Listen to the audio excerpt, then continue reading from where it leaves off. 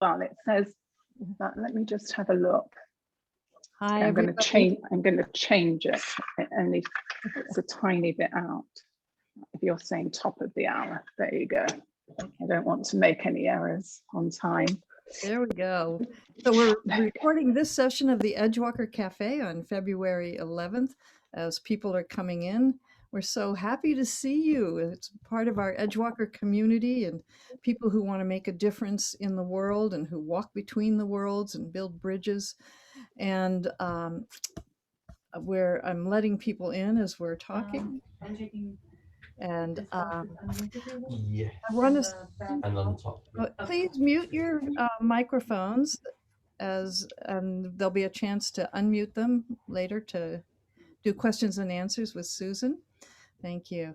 And I wanted to start with just a very brief reflection that comes from Tony Robbins, and just a moment, like 30 seconds of silence after that, and then I'll introduce Susan and turn it over to her. Oh, and I'm Judy Neal. I'm the founder of Edgewalkers International.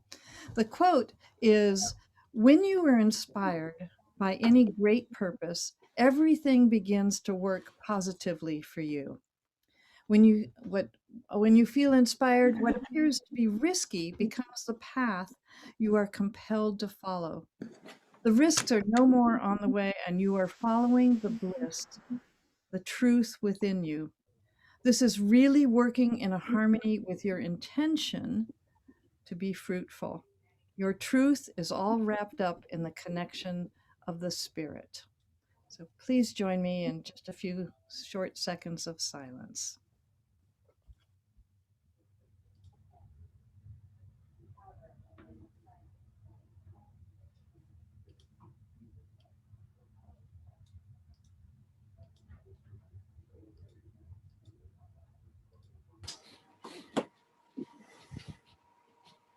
Thank you so much. I'll put that quote in the chat.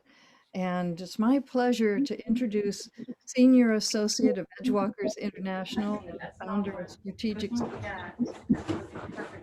Please mute yourself if you're not muted. Let's have a look. See if I can.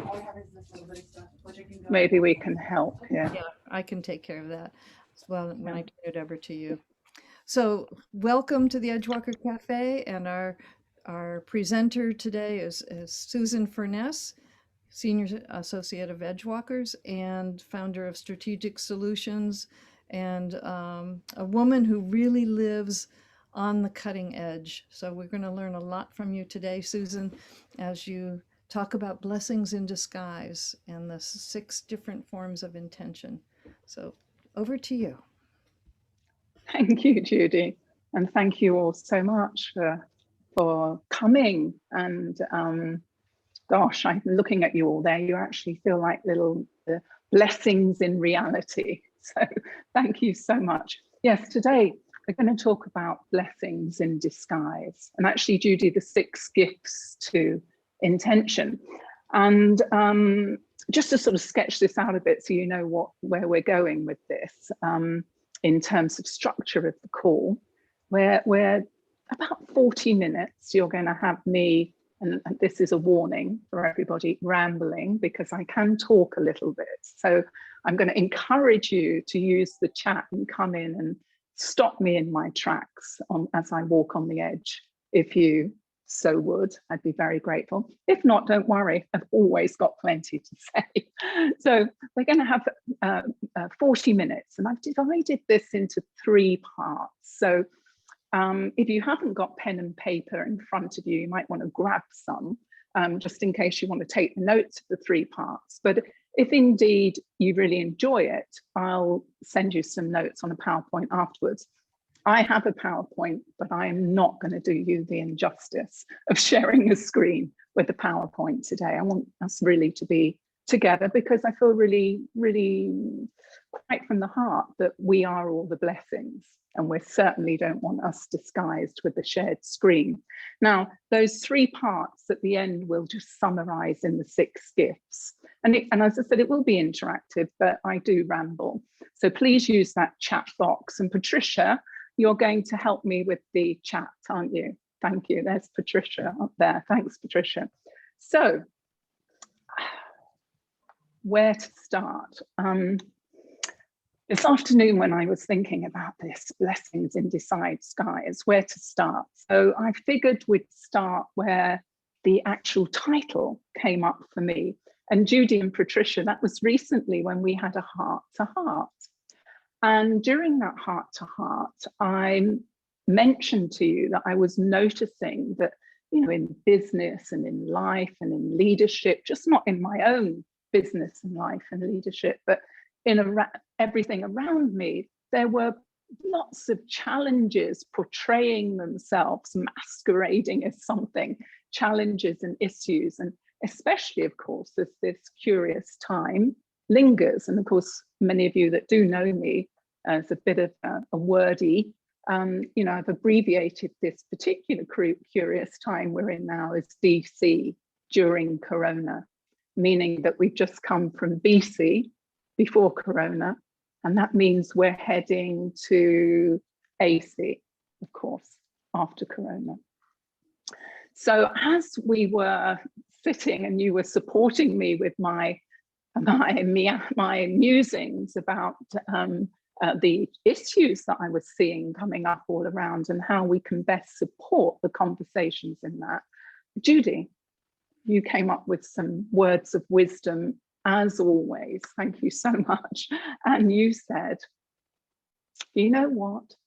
Often those obstacles, Susan, are blessings in disguise. And at that moment, a light went on. And I didn't actually share that with you at that moment, either you and Patricia, because we were in that conversation together.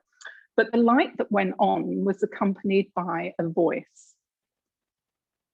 And the voice was the voice of my grandmother, Catherine Tratt, or Nee Doyle, or actually Nee Allen, and prior to that, Doyle. And she passed away actually 15 years ago at around the age of 93, so she'd be about 108 now. And she was just always constantly reminding all of us around her that life was a blessing. And she actually came from the poverty-stricken environment. She was born into an environment of a coal mining family in Wrexham, which those of you that know the UK, it's in, and those of you that don't, I'll tell you, it's in North Wales, Wrexham, and was a real hearty coal mining town. And she was plucked from there around the age of, I don't know, I mean, she did tell me, I remember this, but you know, it varies the story from the age of 10 to the age of 12, but she was plucked and brought to London on her own, you know, as like a little girl from the North mining town to London to work for the gentry, she would tell us. And she was indeed the nursery nurse of Prince Philip, would you believe, for a little while. But she became the most gracious landlady in London.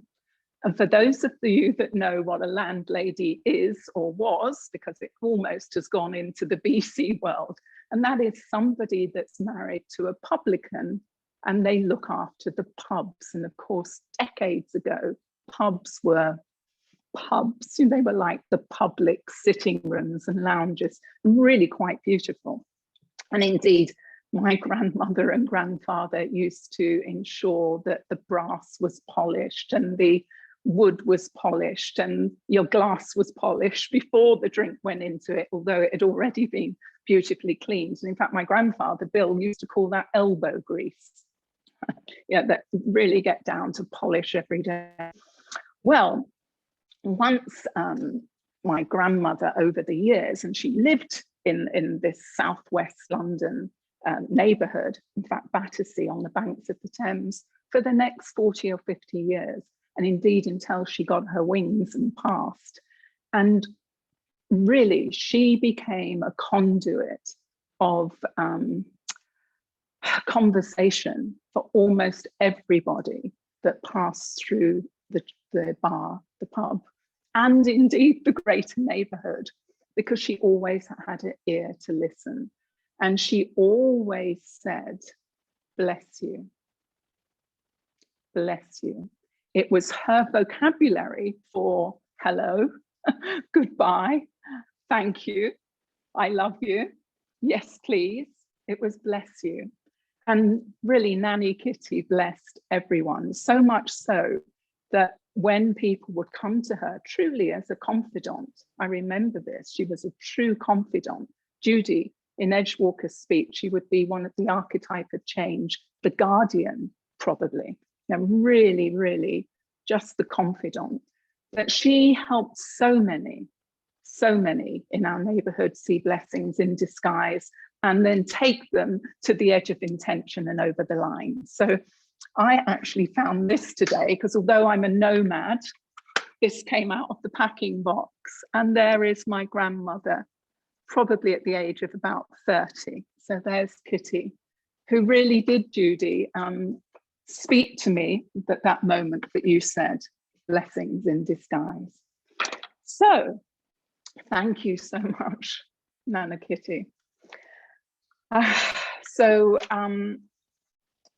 The 3 stages that I suggested to you that we'd work around today. The first one is we're going to look for blessings in words, which of course won't surprise you, those of you that know me as, I suppose, a wordsmith, albeit I have to admit that I left school at 16 and I really couldn't spell very well. So I'm one of those that has truly embraced the digital age and spell check, as word star and spell check as it used to be called. And of course now, you know, I still make the typos, but we're helped. And actually, I'm actually quite a good speller these days.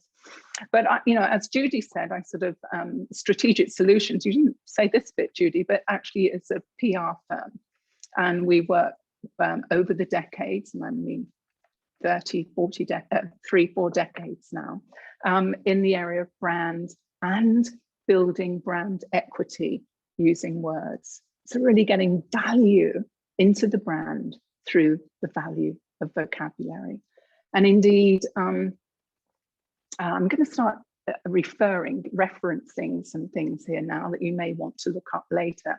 But Judy, I know you've just recently put to bed literally a book that you've written with Mel Toomey.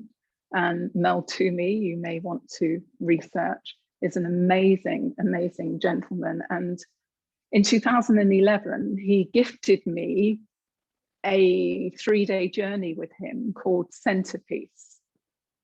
And Centerpiece isn't a public program that Mel offers, but one that for some reason, if he sees somebody that thinks may enjoy it and move with it, he invites them in. I know, Judy, you have also sat through Centerpiece, and we did a snippet together about 18 months ago, which actually really, really knocked me to the core when I did it second time. Because I really realized that I still hadn't opened up my words to speak. So the blessing in Centerpiece is really that you open up to know what you know you don't know until you know it. And the use of vocabulary in its polarity form, you know, dark and light. So if you don't know light, how can you explain dark? If you don't know dark, how indeed can you explain light? Which then got me into a relationship, or pulled back into a relationship with the felt shift of the word, and finding the true blessing in a word when you notice, even when you're speaking and you say something, and you can almost visibly see the light go on in somebody. And certainly I've felt that in me numerous times. And Judy, when I was taking my Edgewalker certification program, I think 2008 or 2009, I did that year-long module with you. That's when I first happened upon felt shift and really pulled it out as a blessing when I was stumbling over words, the blessing in disguise, but actually there was another word to use. And that led me to a gentleman called Howard Gardner. And you might want to look up Howard Gardner if you already don't know him. He has the theory of multiple intelligences. And if I remember correctly, he comes up with 8. But in that work and in other work, he talks about the real energetic of the felt shift. of just using that word that really brings a different meaning. For example, instead of saying objective, you know, my objective is, how about saying my intention is, which of course brings us back to the subtitle of today. And that was 1983. I've made a note here that Howard Gardner did that work. And then in 2005, some of you may remember and maybe even pick it up today. And that's that amazing book by that very edgy Malcolm Gladwell called Blink. Thinking without thinking, which really, you know, brings us back into the knowing that you don't know, and you can't think about what you don't know until you get the felt shift and it comes, and there's the blessing in disguise. You knew it all along. And so Malcolm's book was actually out in 2005. And I didn't really like it at the time. It was something that really drew to me much later on. And so, you know, in this value of vocabulary, I just want to use some examples that have really stuck when I've worked with clients over the years, where we've in fact gone even a stretch further than the value of vocabulary, and that's really creating a gift out of glossary. So really putting together a glossary for that client, for that brand, or indeed for the individual who's trying to have a conversation so badly but they just don't find the words to say it. And from a hospitality point of view, I actually plucked out an example yesterday. So anybody that's in the room, like Roz, for example, you might remember this from yesterday. I remember in 2011 when 3- and 4-star hotels first came into the Middle East marketplace. It was fortunately with a client of mine called Action Hotels. His Excellency Sheikh Mubarak Al Sabah from Kuwait. And we needed to find a way to describe the entry of these 3- and 4-star properties, which were not the flavor of the month yet in the Middle East market. And you know, we were all into 5-star trophy assets around here.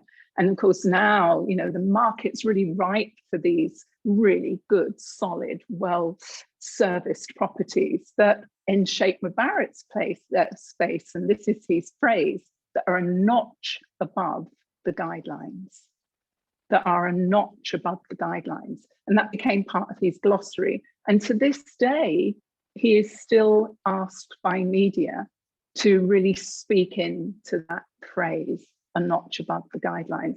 And his business, with just 14 properties, has been listed on the London Stock Exchange. So, but I don't want to just talk now about words, or the words that you don't know you know yet, or the masterful feeling of that blessing in disguise when you feel the felt shift of the word, which I have a feeling we all would have felt at some time. But I also want to speak about the words not spoken. But before I do that, Patricia, are there any questions in chat? No, Susan, not at this point. There's no questions. All right. Sue Brightman just mentioned that she loves Susan's love of words and the deeper messages around those words. So she did make a comment about that, but no questions at this point. Thank you. Thank you. Sue, you're so good. Do you want to speak to that, Sue, at all? Not about me, actually, but about the wonderfulness of words, because of course you've just written the book, haven't you? I just want to express my appreciation for, as I listen to you, Susan, what I get from it is how much is transmitted by the words we choose and just who we are in infusing those words. I mean, that's what I experience when I hear you. And it also just reminds me how, you know, like that example that you shared about the difference between objective, which is a word we're used to in the business world. And it has a bit of an edge to it and a direction to it. But intention is spacious and inviting, and it just conjures up, when I hear you make that distinction, it just conjures up something very different and very inviting and not so have to do, not so efforting.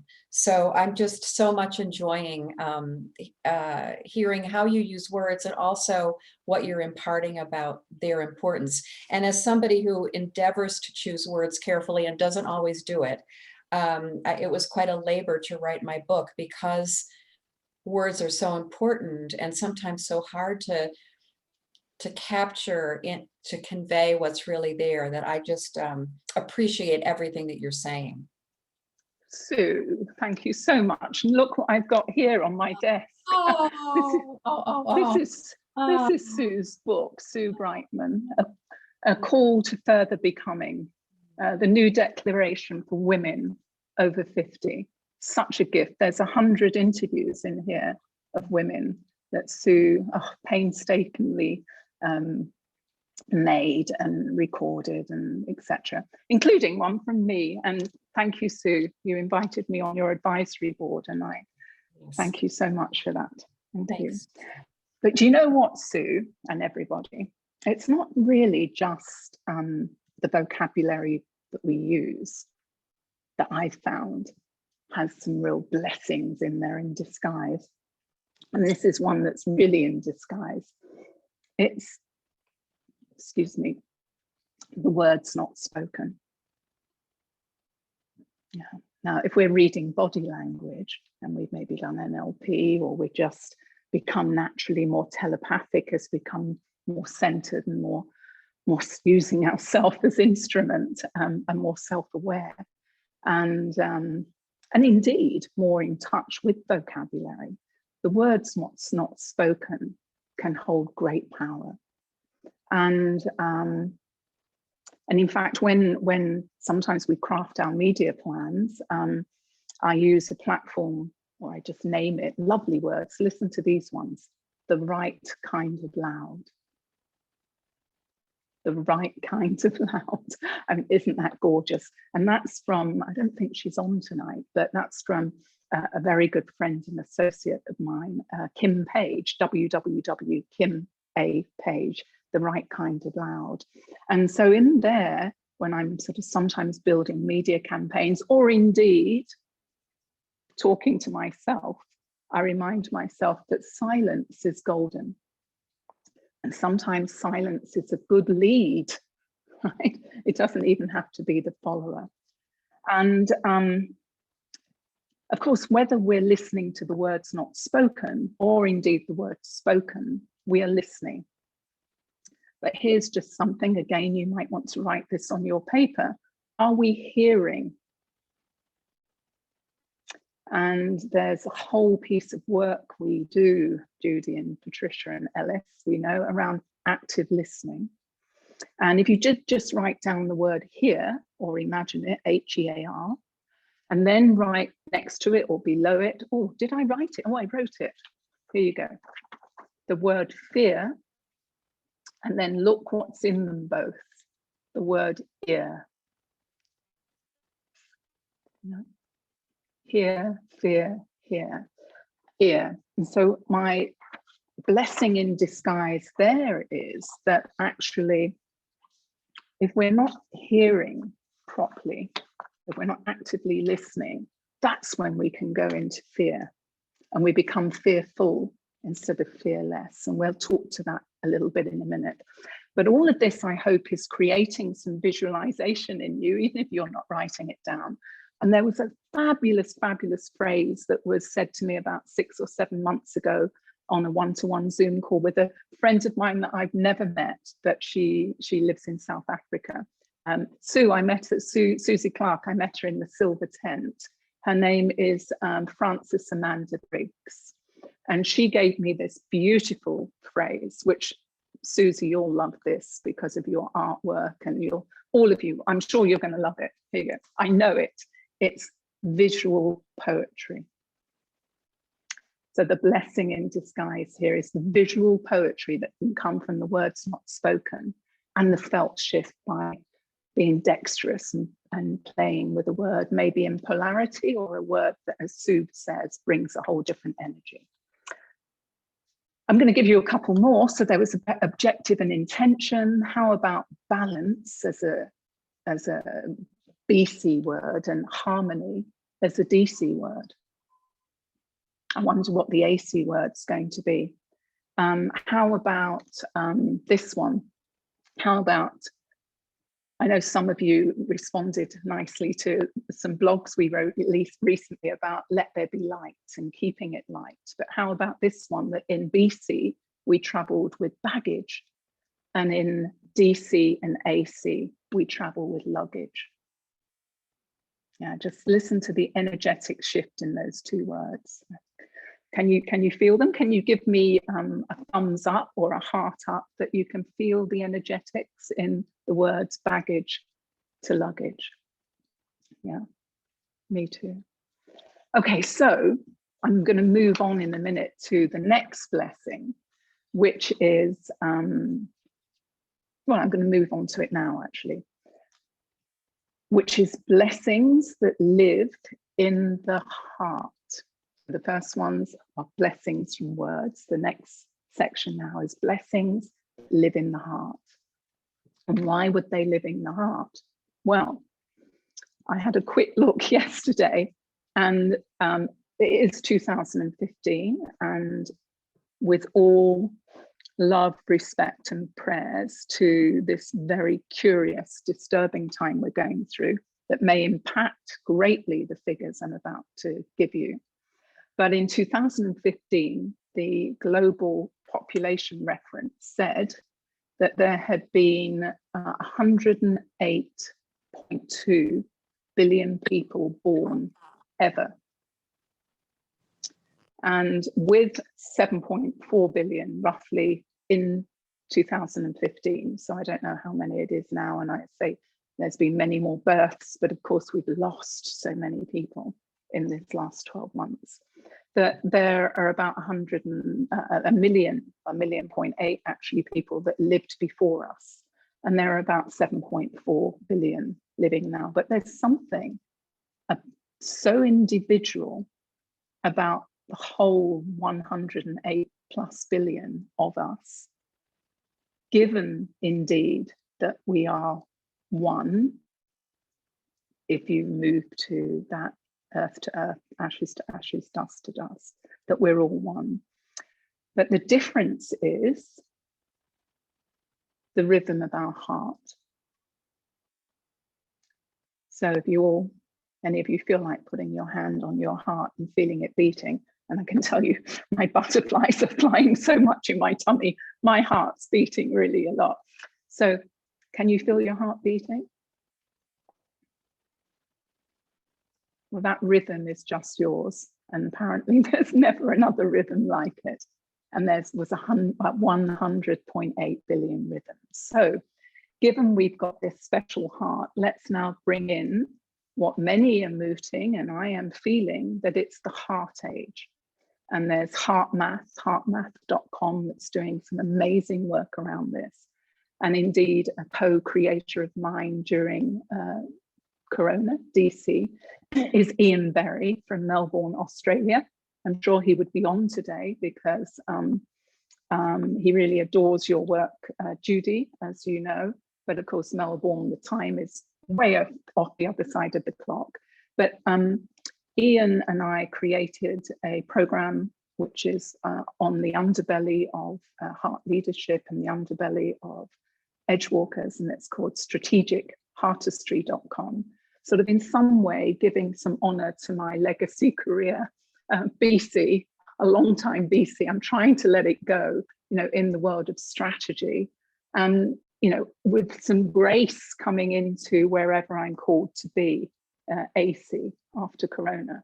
And of course, when I was making that shift, many of you know, we didn't know about Corona. We didn't know about this pause, this sacred pause that we were all going to get. And to talk about blessings in disguise, the fearless leader or the fearless amongst us will certainly find this curious time a gift in time, not an unprecedented time, but a gift in time. So if you like, a blessing in disguise. So Ian too has written a book, and it's just come out. It's called Heart Leadership. And Judy, on page 29 and 31, guess what? Ian talks all about the Edgewalker assessment profile, and why he says here, the profile from Judy Nill's Edgewalkers was so accurate in describing my energy. The Edgewalker qualities and skills and the words and vocabulary used within really resonate with me. And so it's one of two profiles that he used in his book, Heart Leadership, that Sue, I think, was birthed just a few days after yours. And both of your books just arrived here in Ras Al Khaimah about 4 days ago, together. So heart leadership, it's the heart age we're suggesting. It's time to call your heart to work. And so there's your little blessing in disguise. All you need to do is look in before you speak out with those words. And when I say talk in before you talk out, I mean talking into yourself, as well as talking into your family, your team, your project team members, before you go out into the community and the marketplace. And when we do that, and we call our hearts to work, one of the words that pops up for me as being really, really strong and relevant here is the word courage. And those of you that probably can speak French better than me would know that coeur in French is heart. And so courage is actually heart age. Coeur, A-G-E, heart age. I mean, how amazing is that? There was a blessing in disguise in the word courage all along. And so I'm just going to read to you a few little things I feel are relevant from some wonderful wordsmithing that I did around heart with Ian Berry. And so one of them is, you know, by listening, go back to listening and hearing, listening to the heart and then asking our head, you will begin to know some things that you always knew deep down. So now we're combining words, listening, hearing, and heart. And by doing that, you're bound to be able to unleash some new possibilities and begin to see those possibilities and feel those possibilities as opportunities, not challenges or issues. And here's a wonderful one about leadership, particularly, but how about when we pull the heart in and start modeling acts of love and kindness, which in turn provoke or evoke acts of love and kindness in others. How lovely is that? And then how about this one as well? That as we're all online so much now, DC, gosh, isn't it the practice and the trick more than yoga to remain decisively human in this digital space? And let me just see if I have anything else here. Well, look, you know, I've got this one here written. See, I'm preferring the use of these little pieces of paper, which of course you can write there and then in front of the screen with whoever's with you. And you can, a bit like we used to do with transparencies, you know, in the old days, rather than using sometimes PowerPoint. And so the phrase there, which actually was gifted by a colleague of mine from Strategic Solutions called Alistair Reggio, when I told him about Edgewalkers and strategic artistry last year, he said, oh my goodness, that's just being decisively human in this digital era. So bring the heart to work to be decisively human in this digital era. So I'm just going to move on now to the third stage, which is blessings in life. So this really speaks right back into Nanny Kitty and the fact that she said, bless you, almost as a vocabulary exchange for all of her gracious appreciation, because of course, gratitude is a no-brainer blessing, isn't it? And it really gives a felt shift in others. So blessings in life. You know, here's one back to that objective to outcome. Another project that I've been working on DC during Corona, and I can see Roberto Rice is on screen. Hi, Roberto, is with Management Development Centre International. And in February, this time last year, we started talking about an alternative MBA. And this MBA was on the platform of transformational leadership. Now, there's two words that really speak into the heart for now, don't they? You know, transformational leadership. And this program is now rebranded the Next Generation MBA. I mean, how fabulous is that as well? The Next Generation MBA. And Dr. Lester Massingham, Sue, actually, he suggested in one of his wonderful modules that we start looking at words like objective to outcome. But listen to this one. How about we even take that if our objective to intention? How about then in the old era, we were saying, I muddled that up, everyone, so let me just backtrack. So objective in BC, intention in DC. If our objective in BC was to have an outcome, how about this? That our intention in DC is to have an impact in AC. So instead of an outcome, an impact.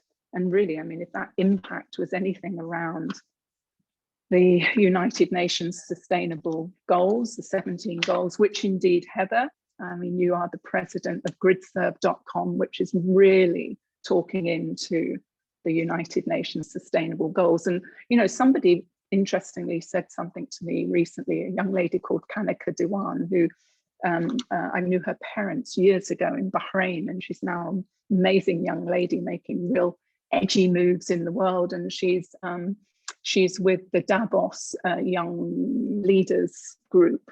And we were having a conversation about 5 months ago because she's opening in Mumbai the Center for Sustainable Happiness. So please keep your eye out for that one, Kanika Diwan. And she said to me, Susan, you know, we've just been having a meeting on the sidelines of the Young Davos meeting about the sustainable goals. And she said, here's what I've said, you know, we can't silo them, we can't pigeonhole them and just work with one. They're integrated. We need to really honor them all. And in those sustainable goals, I'd urge you to have a look because there's some wonderful glossary and some wonderful words. Indeed, they speak to these three words. In order to be meaningful, that last one, how about they need to be magical, to be memorable, to be meaningful? And in fact, those three M's you can use any way around, everyone. And this is an example of a legacy tool of communications, corporate communications and event management. Suze, this will speak to you in Kit and Caboodle, where every event needs to be magical, memorable and meaningful. Sue, I saw you come through to Susie, the camera there. Do you want to say anything to this around events and why these words are crucial? I've just used those three words in a in a pitch that I've helped write today to a major developer who's looking to change the way that they develop modular housing for young families, and instead of just being interested in the bricks and mortar, and they've realized that if they don't put heart into these communities that they're developing, that they won't retain people.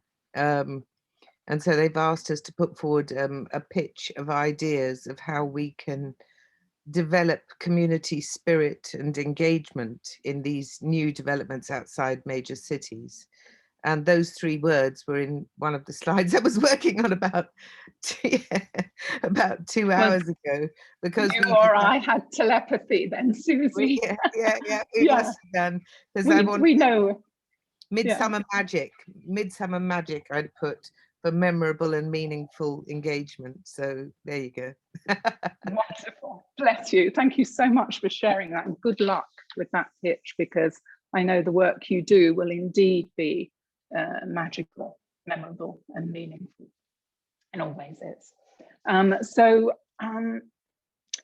That sort of brings me round to sort of, Suze on that, saying, well, the centerpiece thing, you just don't know. And I've heard myself say, I just don't know anymore.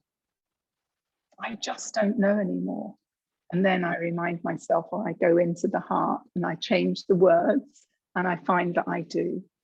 I find that I do. And so that brings me to blessings in life. And I'm going to talk here a little bit to the fearless leader that I mentioned earlier. And I'm going to actually read out 5 elements. Judy, I am looking at the clock, and I know that I'm sort of on time, but I'm just got this last little bit to round up. And then Patricia, I wondered then if I'd ask you to do a capture in a minute, if that's okay. Yeah. Good. So the fearless leader, let's just, or the fear, oh, it doesn't, and here I'm stretching the word leader, that we're all leaders, wherever we are, whether we're the 4-year-old in the playground, and you can see some of the 4-year-olds taking the lead. In fact, I almost showed us a clip today of the most wonderful little lad that I'll send you all tomorrow, I think. Gosh, he can't be more than 3 or 4. Outstanding. But a fearless leader will embrace these curious events, as we've just said, and see them as a gift. So you heard me say that a little earlier. And use these words. They might even, lots of re's are going round at the moment, aren't they? RE something. So, but, to be able to reimagine and repurpose or re-reason and restart is actually a gift we're not going to have for a long time going forth, I wouldn't think, or we hope. Meaning you could almost tear up, I don't want to tear up one of my sheets, but your business plan or your playbook or your life playbook now and reimagine, because we're still in this, I don't know if Mark's still here, what Mark called to me once, Mark Wentworth, called a sacred pause. Now, a fearless leader also very, very, very much listens to the heartbeat of the community, not just their own heartbeat, but it's now feeling your rhythm and then feeling the rhythm of others, not pushing the beat and the pulse of others away, but actually drawing it to you. That's the blessing in disguise. And a fearless leader, therefore, ensures that his warm heart or her warm heart or the warm heart is married with cool heads and guides decision making. Now, in strategic heartistry, we say that it's an alternative to planning and decision making that connects the heart with the head, with the hands to plans. And wisdom. Sue, this is going to speak into you again. The fearless leader talks in before he or she talks out, bringing the heart into decision making, as I said, and taps into new flows of wisdom. Well, just the other day, Sue Brightman, you posted in LinkedIn a wonderful piece on wisdom. I think you're going to be hosting a wisdom conversation or something soon. Are you, Sue? Do you want to quickly tell us? Thank you, Susan. The upshot of my book really was distilling the wisdom from women over 50 in their 50s, 60s, and 70s, distilling themes that really come from embodied wisdom about this stage of life. And not only this stage of life for those of us who are women over 50, but what are some universal truths that are true for all of us. And so, yes, I have an opportunity tonight just for 1 hour to speak about tonight. And this is tonight, US Mountain Time. So it's going to be 7 o'clock Mountain Time in the US. But connecting all that you're saying, Susan, about this sense of wisdom going in and then out, such that it's embodied wisdom. And I'm going to be making connections to what is some of the wisdom that's come out from the 100 interviews I did that pertains particularly to the pandemic tonight. So I can put a little something in the chat about that, but all of what you're speaking to speaks so much to a new kind of wisdom that we're needing to lean into for these times, unprecedented times.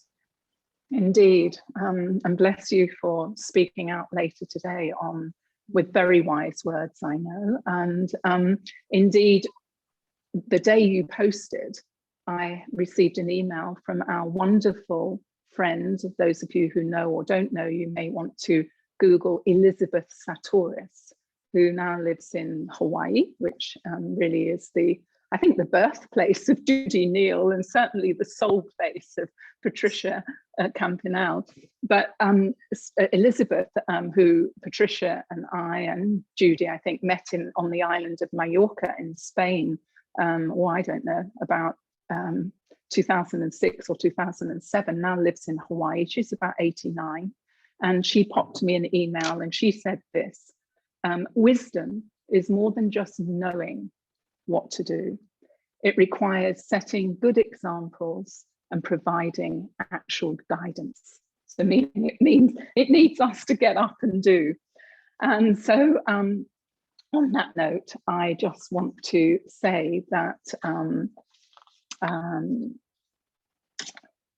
hope you've enjoyed these few, I don't know, 40 something minutes. But I'm just eager, before I give over to you, Patricia, and I know we're running out of time, is if anybody else would like to speak. And there's this, I think it's on the left of my screen. Is it Deborah? I can see you keep moving into the screen, Deborah. So I wonder if there's something that you'd like to share. Don't worry if not. I always normally talk with my thing on mute. You know, in terms of words, okay, I learned, my husband died of brain cancer a few years ago, and he basically stopped speaking, right? So I had to, and then when he went through chemo, he got like 1,000 words, but they were nonsensical, right? So everything was a machine. He used to tell me to schedule utility. What was that? I don't know. It took me ages to figure out what schedule utility was, and it just meant charge something. Schedule just meant time, yeah, and it took me ages. Or he would say to me, okay, look, remember I'm South African, so of course we speak Afrikaans. He was Afrikaans. So he used to say, I mean, remember this was stuttered, it's not like I'm saying it. He used to say, you want blokkies. What are blokkies? And he just wanted stew. He just wanted stew. And of course he was terminal. So of course I wanted to give him everything, right? So of course words have a very different meaning to me. And they will always have a different meaning to me. And you know, you know, for me, courage. You talk about courage. Courage for me, because of this journey that I've done, courage for me is about, you know, I think you go through different stages in your life. And I think, you know, for courage is the age for you. You know, it's about your age. I don't think it's got anything to do with Corona or whatever thing. It's your age. And it's how you interpret it and how you deal with it. And it's your aha and the way you know, I had a choice. I could have gone into denial. I could have not dealt with the situation. I could have not been his words, because I was his words. I was his voice to the world, right? I was his window. I mean, all those words were trapped in his head. From the day he woke up in that morning till the day he died, those words were trapped. right? Can And can I speak to that, Deborah? Yeah. Sorry, just speak to that. Yeah. It's such a beautiful share, and thank you so much for trusting this space to share that, you know, that sort of very precious time with your husband, where you saw words take a new meaning. And how about this? As you're, I love that you're saying that to open up to the heart age is when we're ready to open up to the heart age. And here's a lovely phrase: being awake to listen. And you, Deborah, were awake to listen to your gorgeous husband. And again, you know, for courage and the heart age, it's when, as Deborah says, that really speaks to me, when we're awake to listen. So thank you so much, Deborah. God bless you. Thank you. Thank you. Patricia, I'd like to ask you if you'd be so kind as to capture some bits here. I mean, I've gone over time a few minutes, actually quite a few, about 6 minutes, I believe. And so over to you, Patricia. Hi, Susan. Sure, I'm happy to do that. I just want to make sure, I know you asked me, but does anyone else have any questions? And because I know in terms of Q&A, just to give space to the group, does anyone have anything else, a question or anything for Susan or a comment? Well, just Susie Clark just made a super. Okay, so I can leave it at that. Then I just wanted to see if there was anybody else before, just to give some space to that. I have a quick comment. This is Georgina. I don't know if you can see me. Hi, Georgina. Hi. Just a very, very quick comment. Just the reality I live in is very, very different to what I'm listening to here. I'm living in the UAE. The reality here is that the COVID situation since last March has had an absolutely catastrophic it's the reality for a lot of people. They've lost jobs, they've lost homes, they cannot leave the country, they're dealing with huge debt, government's not listening, there is no furlong, there is no support for expat owners, etc., whatever, of businesses. And thinking about hearts and words, government's not listening to that. Corporations is not listening to that. Chairmen of organizations, the banks, the credit card companies, whatever it may be. None of them are listening to hearts and words. They're saying, put them in jail straight away. And that's very much reality for a lot of people that I speak to at this moment in time. And I see people trying to maybe start a business because they have no other alternative, because they have to work their way out of debt. And it's extremely difficult. So to say to them, well, look at your situation and let's see the blessing in it. Right now, they're not going to see it. They might see it maybe in a few years' time. And again, they might not. But that's the real reality for a lot of people in this part of the world and in many other parts as well. Well, Georgina, bless you for speaking out for what could be many people's reality. And indeed, if we had time, or if we were to join in together in a bit of a deeper workshop, one of the first questions we suggest we look at is, what is the reality? And what can be the new reality, and how do we get there? And how can we find in all of that the way that we can see this glass that actually isn't just even half empty, but it's empty, and it's got a hole in the bottom.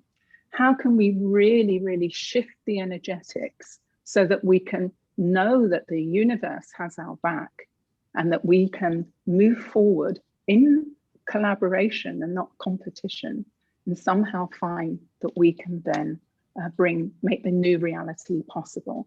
So I'm so appreciative, really, Georgina, that you brought this up. And indeed, this is what this conversation is all about.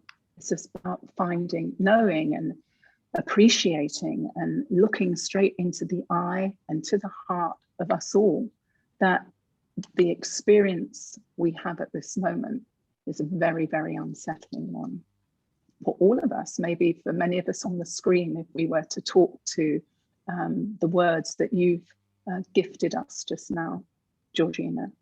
This is saying that let's not be paralyzed by the situation or be paralyzed by the words, but find a way to bring that forward with courage. And so we will be offering some other conversations around this. And Georgina, maybe you can come in and partner me on it, so we can balance it, so we can do the polarity and see where the energetics meet in harmony in the middle. because Georgina's absolutely right, I would say, that there's always a dark when there's a light. And if you don't experience the dark, you're not going to know the light. And the good thing is that this too will pass. So thank you so much, Georgina, for calling it home in such a graceful way, actually, in a very loud way. Thank you. So Patricia, do you think if there aren't any more questions, we'll move over to Judy, because we have Sure, the rounds up. That's fine. I want to just read a comment that Deborah Baston said, but maybe the universe is asking us to ask ourselves to reevaluate what's important to us. And I do think that, Susan, if there's anything just quickly that you gave to us about blessings in disguise, it's a perception and having the awareness and the openness and the willingness to look and hear and see and feel and act differently. And I think that the times we're in, especially when we're in breakdown mode, as you're bringing up, and the 6 blessings you mentioned are opportunities for us to approach and reevaluate and co-create and recreate a new reality by having those eyes and ears and intentions that you mentioned to do that. And it doesn't mean that we're in easy times or challenging, but we're also being given an opportunity to creatively problem solve. And this is a time of evolution and to create a new reality, you know, AC after Corona. But the challenges we're in, we can also use them as grist for the mill, and many of us are forced to do that. You know, it's not a place that we found ourselves in. So I feel that your blessings and your insight and your sharing help to support that journey for all of us. Thank you, Susan. Thank you too, Patricia, very much.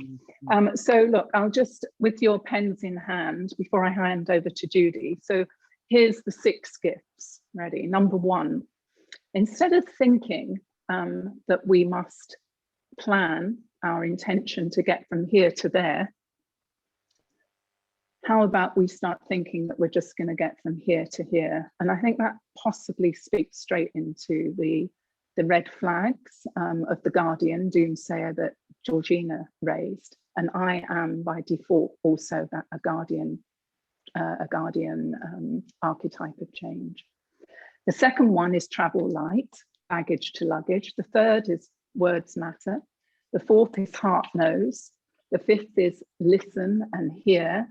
And with the hear, the word ear, you can then begin to hopefully gracefully dilute some fear and become fearless instead of fearful.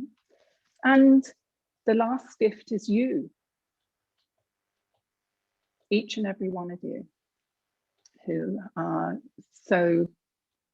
such a blessing to the 108.8 billion of humanity. And Heather, I've got something for you here. I didn't know you were coming on, but you know, we mentioned just now the glass empty. Well, if we're going to sort of look into the glass half full, and we're going to look to the universe in some way to support us, meaning that you, me, we are all the universe and we can pull together. Have you heard that saying about, you know, if you reach for the moon, you fall among the stars, you'll be in great company? Well, look at this that Heather gave me quite a few years ago. Can you read that? You didn't know I didn't know you were going to be on tonight, Heather. But it says, good friends are like stars. You don't always see them, but you know where they are. And so I'm just thinking of that little Toy Story song, you've got a friend in need or something. Well, I'm here. I'm your friend. So if anybody would need, just reach out. Judy, thank you. Over to you. Thank you so much, Susan. That was just brilliant. Just beautiful, laying out all this wisdom in such an organized and inspiring way. Thank you.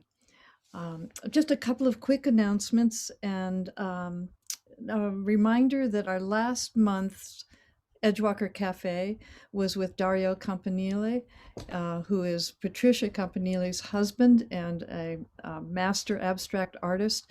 And the recording is posted on the Edgewalker website on the home page under announcements, as will this recording of today be posted in a day or so.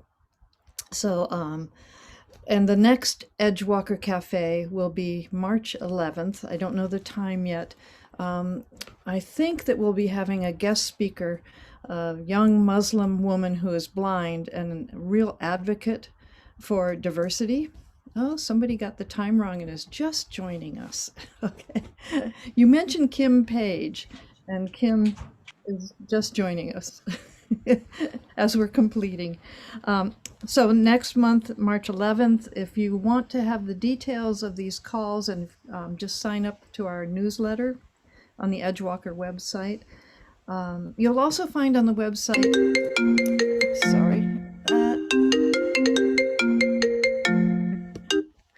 on the Edgewalker website, Patricia and Susan and I every week post a blog on some aspect of Edgewalker qualities, skills, archetypes, inspiration.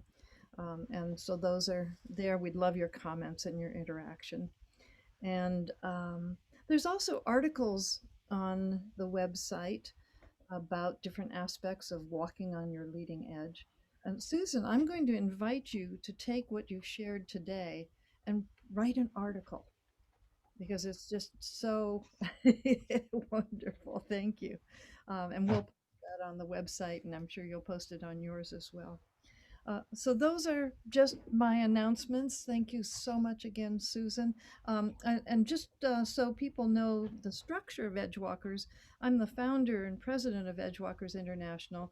Susan and Patricia and my husband, Ellis Ralph, who's going to join us now in a second, are senior associates in Edgewalkers International. And just because you joined us today, you are now a part of the community. And if you may have been in the community for years, or this might be your first time, whatever it is, we're just so glad you're here and that you were able to be a part of Susan's wisdom and inspiration. Thank you.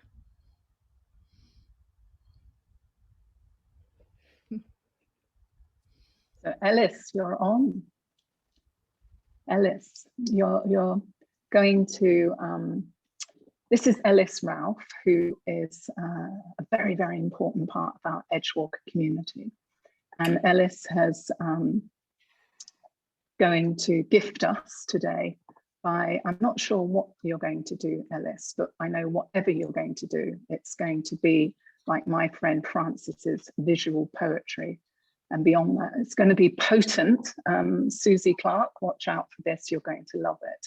And you all will love this. Susie Clark also plays. I can see a guitar in the background there, so I'm wondering if you're going to pick it up. But this is Ellis Ralph, who's keeps us all safe on the edge. Gratitude to you, Ellis. Over to you. Being on the topic of intentions, I wanted to share a song that I wrote for Jack Lewis. I wrote 5 years ago, and Jack is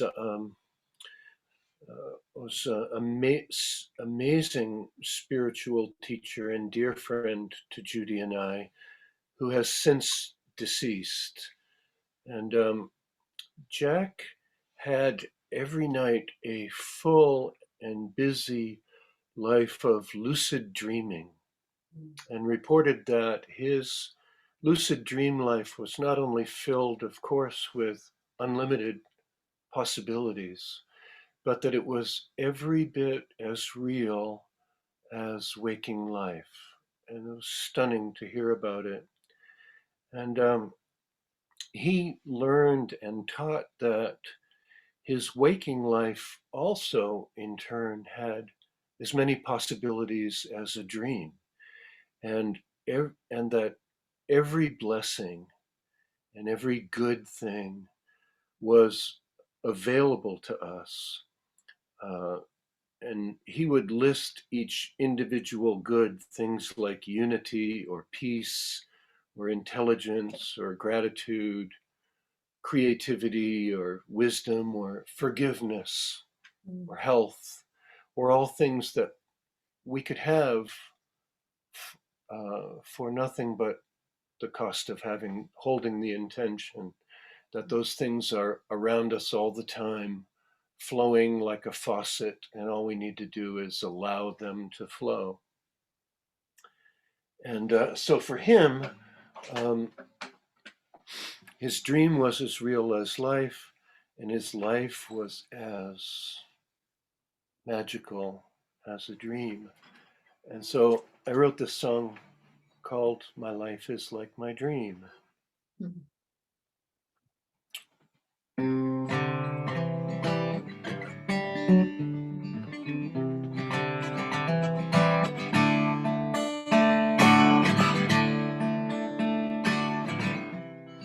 Every night when I close my eyes, I dream a lucid dream, every bit as real and right as daytime's ever been.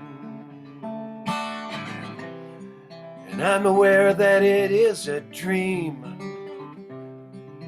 even at the time.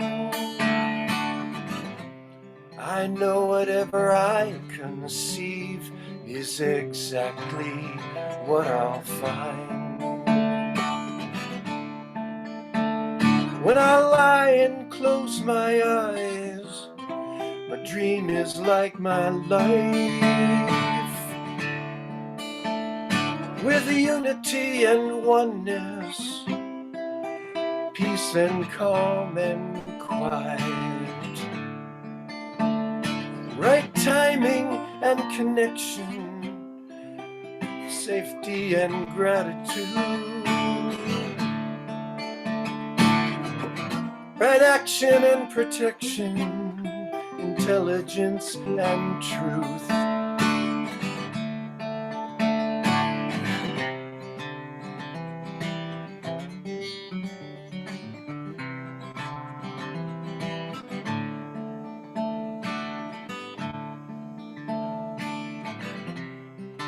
Every day when I'm awake with open eyes, there are times when I can see every single thing about my life in perfect clarity. And like my dreams, whatever I intend is exactly what I'll see. Whatever I would like to do, I can. My life is like my dream. When I open up my eyes, my life is like my dream,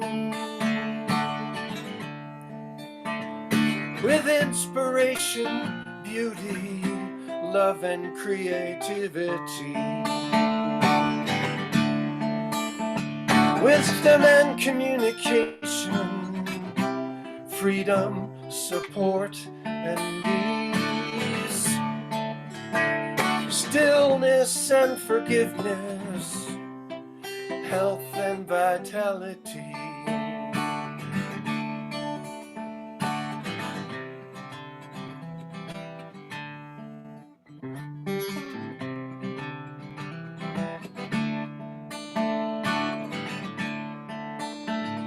When I dream asleep at night, my dream is like my life. When the light awakens me, my life is like my dream. When I dream asleep at night, my dream is like my life. When the light awakens me, my life is like my dream. When I dream asleep at night, my dream is like my life. When the light awakens me,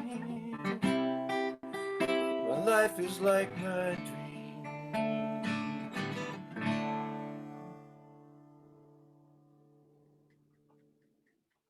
Well, I think that deserves us to come off mute so that we can all hear ourselves giving a round of Okay, applause. beautiful. Thank you, Alice. Bravo. Alice, Beautiful. blessing, blessing, blessing. I mean, you're just a blessing never in disguise, Alice, and I really mean that. And thank you so much for being who you are, and most importantly, thank you for being there, shoulder to shoulder with Judy. And it's absolutely a gift to have you. And look, this is your book, Judy. I don't want you to think everybody else's book is on the table and yours isn't. So this is one of Judy's, I don't know, 17 books or something, isn't it, Judy? How many have you written? 7 published and 3 more coming this year. All right, 10. There you go. That's the book Edgewalker. So Alice, that was just magical, memorable, and meaningful. Do you agree, Susie Clark? And Kim, I know it's time to go, but Kim, are you there? You've gone off the camera and I can just see your picture now. Kim, here's Kim Page. So how are you? Go on. Just Kim's on. We talked about you earlier, Kim, so I'm sure your ears were burning. But you know, Ellis and Susie, and those of you that are musical, Kim is actually started the Dubai Women's Choir in Dubai and graciously started it in my lounge at number 9 Al Nakhil and showed us all that there is no such thing, now listen to these words, that I can't sing. We can all sing, and Kim is one that knows how to get us all together to make the sound. Kim, do you want to talk a little bit to that just for a moment, and then we're off? We're 5 minutes over. Yes, because we've been together for a long time already. Thank you so much for your gracious introduction. Hello, everybody. I'm excited to be with all the Edgewalkers. Through Susan, I've heard about you guys for years. And so I've had that kind of edge walking, and I've seen your book, Judy, and everything. So it's very exciting to be able to connect like this. And yes, and so I have that beautiful gift of being able to open the door, the access, because I always say to people to go and unleash the power of your voice is not to go out and look for something. It's actually inside. It's just about accessing. And indeed, we did start the Dubai Women's Voices in your living room at the time. And then we jumped around in living rooms, and then we started to rehearse in other practice. And so, and I think today when I'm a communication trainer, so I help my clients engage and reach each other and find the right kind of loud. And what I start out by saying these days is as well, you know, we go from using 5 senses to 2. Right now we can't smell, we can't touch, we can't taste each other, but we can see each other and we can hear each other. And that makes the visual and the audio even so much more important. And so it's just a thrill to be with you all. And I hope to catch you in the beginning next time. And I know that you shared some of your beautiful insights, Susan. And greetings to you all from London. I lived in Dubai, and Susan was my door opener to my Dubai career life. And it's been a magnificent journey. So thank you for that, Susan. And I also live in the Bay Area. So hello to my US souls. I'm very much with you. I miss the Bay Area so much. I miss Dubai so much, but I'm also very happy to live in London. So greetings to you all, and to be continued.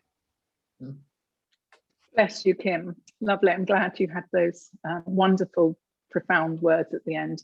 Judy, I think we're good to say goodbye. Thank you, everybody. We'll see you in March. Thank you. Thank you. Thank you. Yeah, thank you all so much. Thank you, Thank Susan. you. Yeah. Blessing. Thank you so much. Georgina, good night. Deborah, bye, Sue. Bye, Thank John. you. John Robbins. Bye. Bye-bye. Bye, Shedwick. Bye. Bye-bye. Bye. Bye, Chaminda, Mr. Strategic Solutions. Who's European Elite Business? Goodbye, European Elite Business Hub.